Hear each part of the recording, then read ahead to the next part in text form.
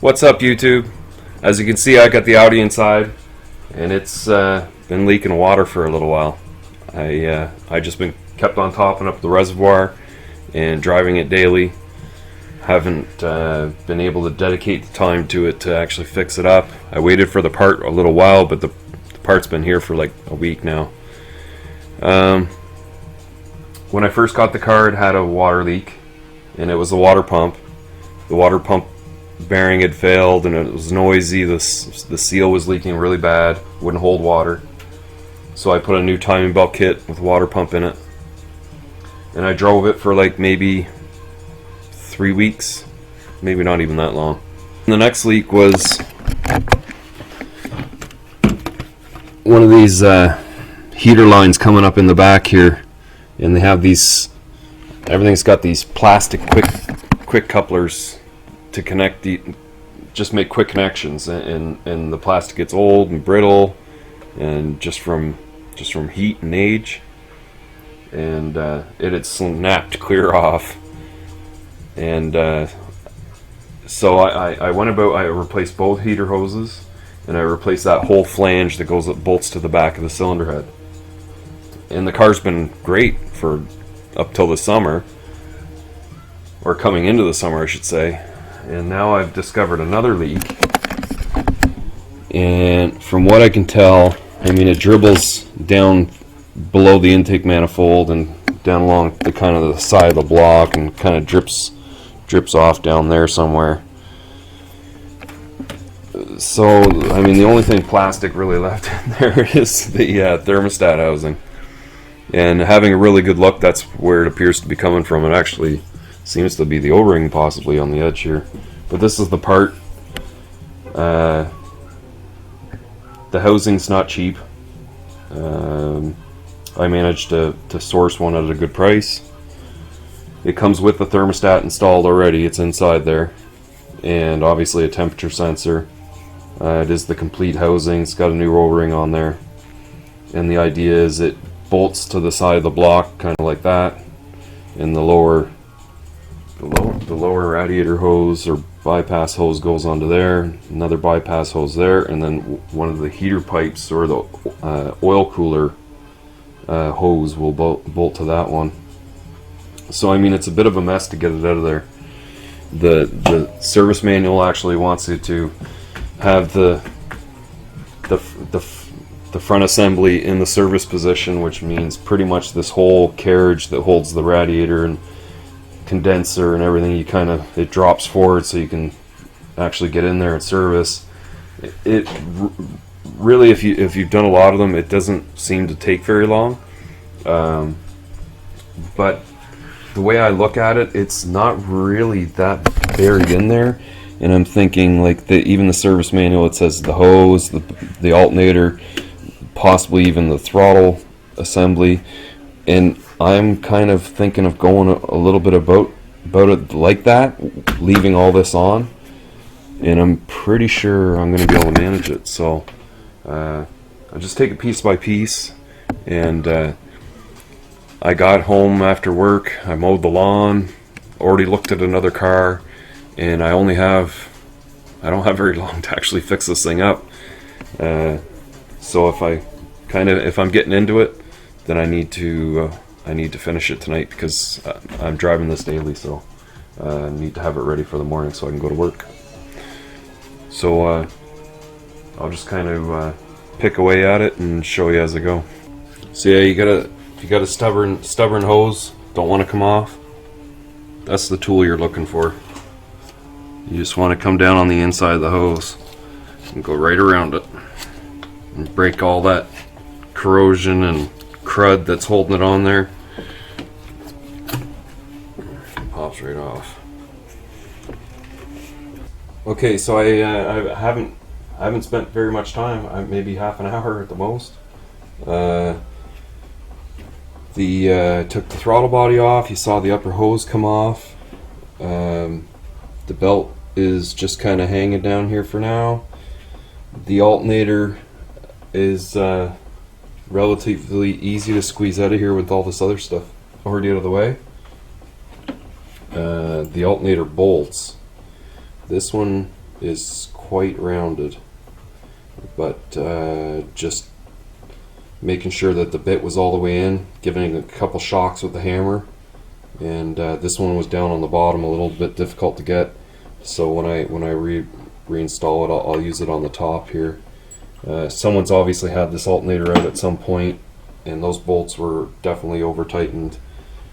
But now we can pretty much get right down inside of here, and you can see the housing there.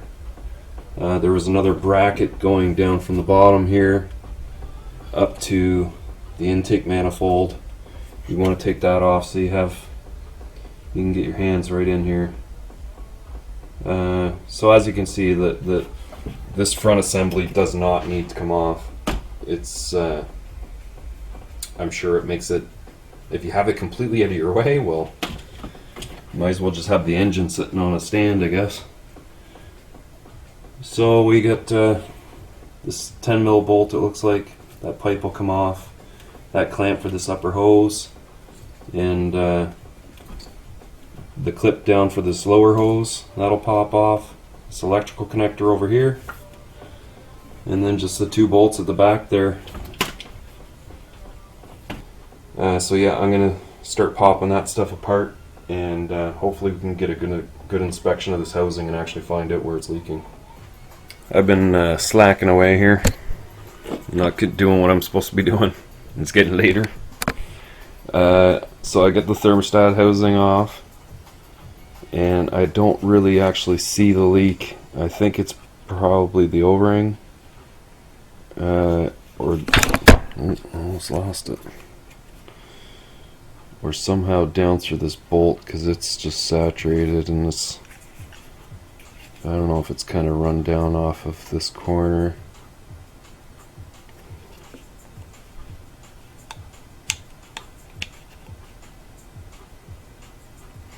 Yeah, but anyway, I'm going to just throw on the new one, and I got a new belt, and I'm gonna try and get an oil change done as well. I might just skip the oil change, but anyway. But yeah, so all I gotta do is get this guy to go back down in there, and start putting things back together as quick as I can. Well, I've got everything back together. Just reversed everything that I took off and put it back on in the same order. I got the new belt on there. It's definitely pulled on the tensioner quite hard, but it's the proper belt.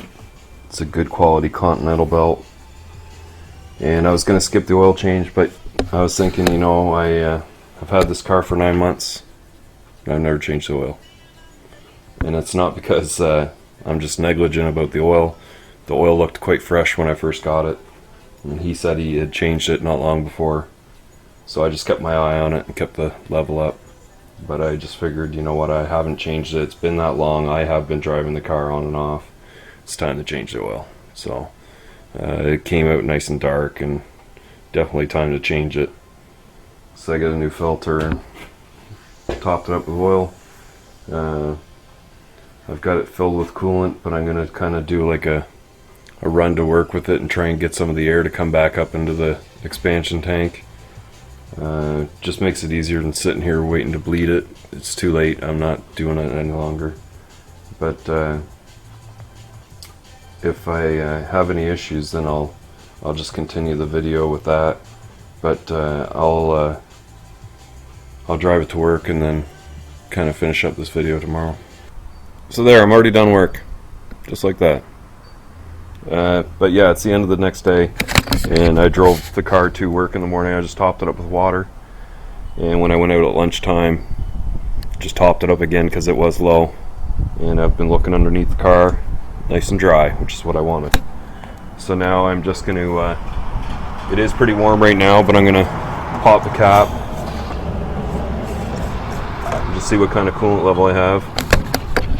You can see, I can hear a little bit of surging going through the hoses here.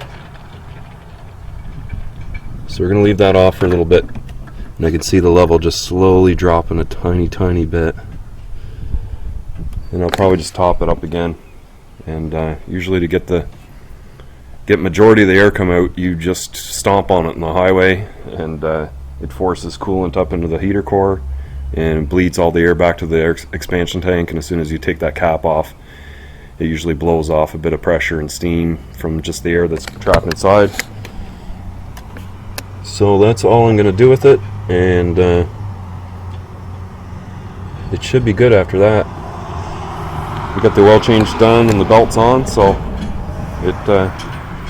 it drove good today.